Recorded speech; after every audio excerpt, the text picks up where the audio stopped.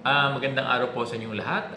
Sana matapos yung panoorin tong aking vlog ay makapag-subscribe kayo no, sa aking YouTube channel. At sana matapos niyong panoorin tong vlog kong ito, pakihit na lang din yung notification bell para every time na nagkakaroon ako ng bagong vlog ay madaling kayong manonotify. At yung palaging request ng Sir Bong, kasi dyan sa mga vlogs ko, marami nang lumalabas na ads. Sana pag lumalabas yung mga ads, huwag nyo siyang i-skip. Papanoorin ng buong buo lahat ng ads na lumalabas dyan sa aking vlog. At sana itong vlog kong ito ay ma-share nyo sa inyong mga kaibigan, partikular sa inyong mga co-teachers.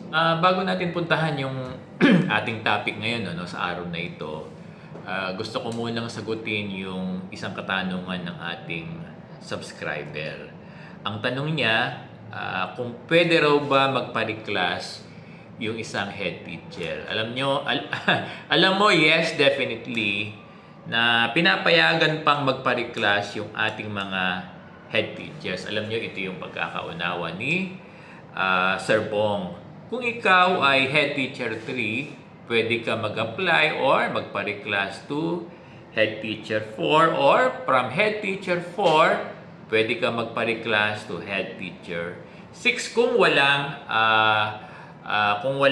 vacant item ng head teacher 4 or head teacher 6, pwede ka mag-apply ng reclass.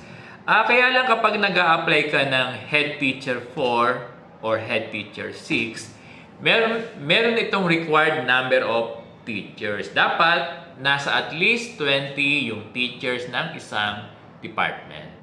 Puntahan na natin yung ating topic ngayon.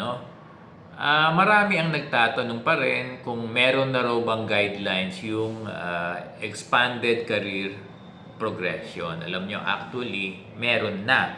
At alam ko, marami na ang nakabasa ng DepEd Order 20 Series of 2024. At dun sa DepEd Order na ito, indicated na yung mga teaching positions na Teacher 1 to Teacher 7 and Master Teacher 1 to Master Teacher 5. At indicated din doon sa DepEd Order na yon yung mga qualifications ng bawat teaching position. So itong DepEd Order 20 Series of 2024, to my understanding, ito na yung guidelines ng the expanded career progression. Alam nyo, ang concept naman ng career progression ay yung magkaroon ng promotion yung ating mga guro. So, ang tanong ng ating mga guro, Sir Bong, kung may guidelines na ang career progression, pwede na ba kaming mag-apply ng Teacher 4, Teacher 5, Teacher 6, or Teacher 7. Or yung mga aspirant naman to become Master Teacher 3, 4, and 5, ang tanong nila kung pwede na nilang applyan yung mga empty positions na binabanggit natin dito sa guidelines na ito. Alam nyo, tinanong ko ito sa aming division office through our chief ng personnel.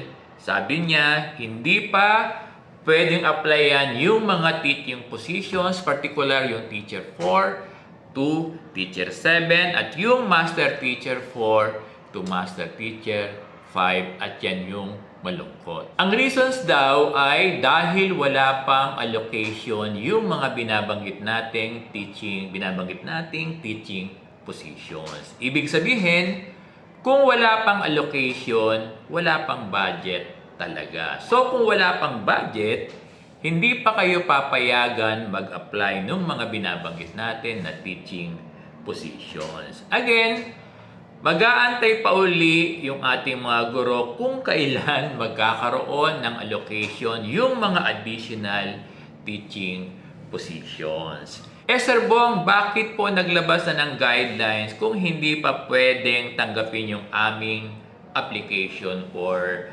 promotion? Alam nyo, preparations ito para well-versed na yung ating mga teachers kung ano yung mga dapat nilang ihanda once na nag-apply na sila ng mga teaching positions under the career progression. At alam nyo, no, itong DepEd Order 20, magkakaroon pa ito ng series of trainings kung paano ito i-apply. Ganon ang mangyayari. Anyway, dear teachers, kung mag-a-apply naman kayo for promotion, either natural, vacancy, or reclassification, ang ginagamit pa naman natin ay yung mga existing guidelines pa. Kaya kung gusto nyo mag-apply ng promotion, tuloy lang kayo. Magsabit lang kayo sa inyong division office, particular yung Teacher 2 to Teacher 3. Yung applicants naman for Master Teacher 1, lagi nyong itanong sa inyong division office, kung kailan yung open ranking ng inyong division office para sa position ng Master Teacher 1. Meron ba kayong natutunan sa ating topic ngayon? Maraming salamat sa inyong lahat.